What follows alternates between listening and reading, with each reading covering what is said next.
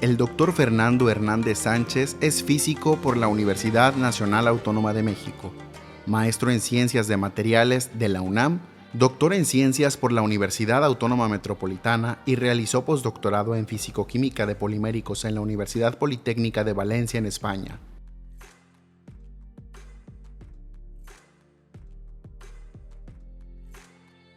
Desde que era niño, te estoy hablando de la primaria, siempre la historia es la que me llamó la atención. Pero yo era muy malo hasta la fecha soy malo para aprenderme las cosas de memoria. Me gusta razonarlas.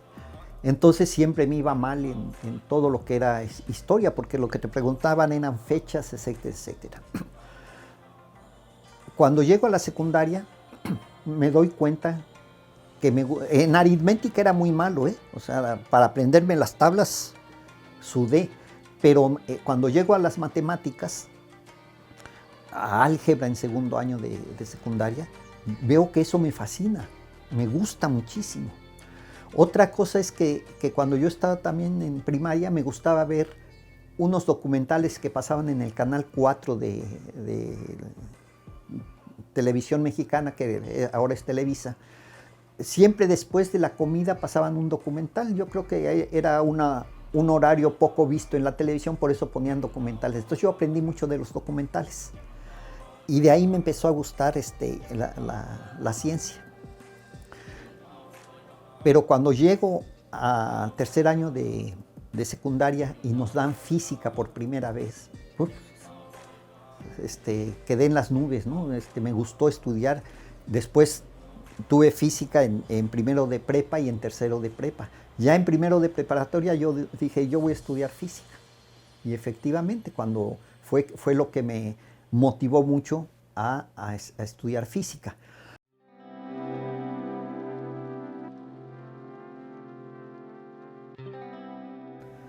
Bueno, yo fui fundador de la Universidad Autónoma Metropolitana en Ixtapalapa, en la Ciudad de México. Estoy hablando de septiembre de 1974. Ahí terminé la licenciatura en el 77. Terminé mi tesis de licenciatura, porque soy egresado de la Facultad de Ciencias de la UNAM. Y en 1978 conocí al doctor Carlos Cruz Ramos. Él acababa de llegar de hacer su doctorado en Austin, Texas. Él me propuso un tema de tesis y lo empecé a hacer, empezamos a trabajar.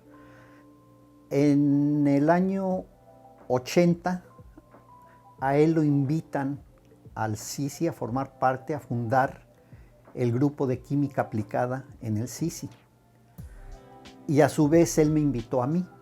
En principio yo iba a venir únicamente por mi año sabático que tenía ya derecho en la UAM. Y me vine con mi familia, con mis hijas y la mamá de ellas. Nos venimos acá.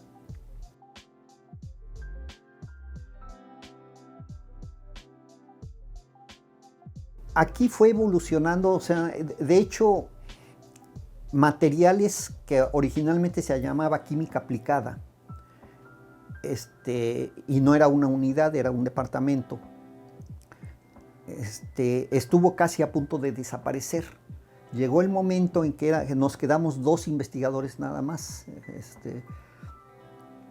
y los 2 investigadores éramos asociados. Sí, o sea, no éramos ni siquiera asociados. Había otra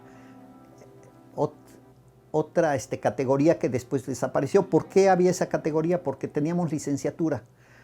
En ese entonces, como no había gente que viniera acá a Mérida, tuvieron que abrir esa categoría para que nos dieran el estatus de investigador, aunque realmente yo actué como técnico, ¿sí? Durante muchísimos años, incluso en los años 90 todavía yo actuaba como técnico. Entonces, una de las evoluciones es precisamente esta, que en los años 90 se da ya, se nos da aquí en materiales cuando regresa el doctor Pedro Herrera y el doctor Manuel Aguilar, y regresa Alex Valadez, en ese entonces maestro en ciencias, y regresa también en ese entonces maestro también Gonzalo Canché, y yo hago ya mi maestría, logro hacer mi maestría. Entonces se nos deja ya actuar como investigadores, ¿sí? Cada quien ya empieza a tener proyectos y irlos desarrollando. Entonces ahí viene la evolución fuerte, yo creo, en los años 90. Y en el año 2000, ya en el siglo XXI, lo fuerte, lo importante fue la creación de la maestría, del posgrado más que de maestría, del posgrado. ¿Por qué? Porque entonces cada investigador ya tuvo alumnos para poder llevar a cabo de una forma mucho más eficiente sus proyectos. Entonces la evolución fue en ese sentido que ha sido muy, muy buena, ¿no? Y que ahora sí ya estamos como cualquier institución de investigación a nivel nacional.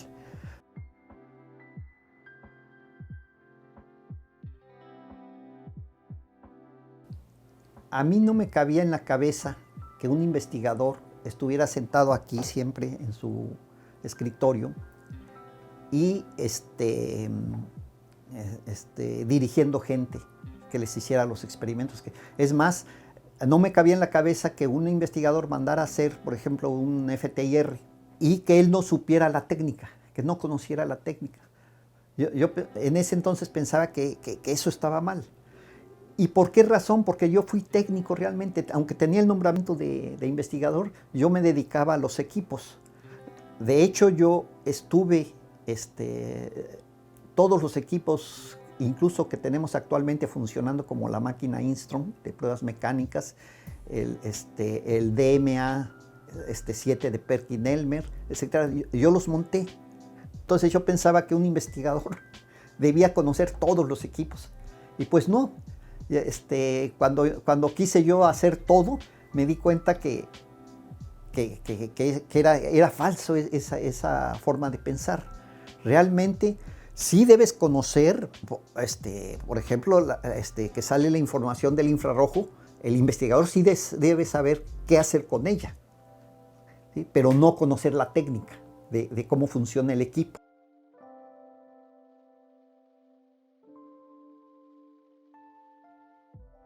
No se nos dio un técnico como actualmente tenemos, ¿no? Sino colaborábamos con ellos. Ya cuando se decidió dar técnicos, que fue a finales de los 90, el primer técnico que me asociaron a mí fue el doctor Hervé Cruz. Sí, con él estuvimos trabajando reciclado precisamente, ¿no? El reciclado de las jeringas desechables, que es polipropileno y polietileno, hay unas y otras, ¿no? Entonces, con él estuvimos hicimos algunos trabajos, presentamos trabajos en congresos, y se da que empiezan a irse a estudiar al extranjero los técnicos que teníamos. Entonces un día llegué yo de una estancia que había hecho en la Ciudad de México, no recuerdo, creo que de un mes, algo así, y me encuentro que ya tenía yo un técnico asociado, y que fue el doctor Hugo Carrillo. No empezamos bien, ¿eh? No empezamos bien. Incluso llegué a solicitar su cambio, ¿no? Entonces el doctor Pedro Herrera, que en ese entonces era el director de la unidad, me dio el consejo de que pues, hablara con él detenidamente, porque lo más seguro es que eran malos entendidos, y efectivamente fueron malos entendidos, ¿no? Y a partir de eso empezamos a colaborar muy bien.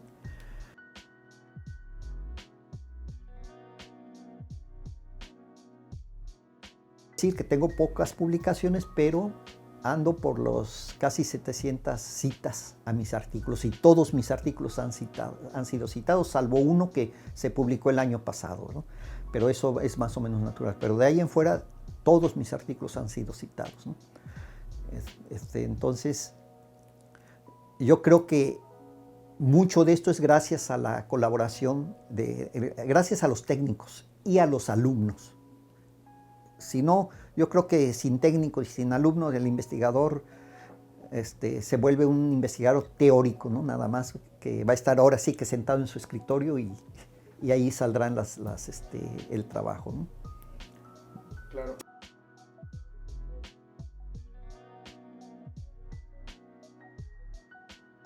Entonces el sí me ha dado esa oportunidad de ahora sí que hacer lo que me gusta hacer.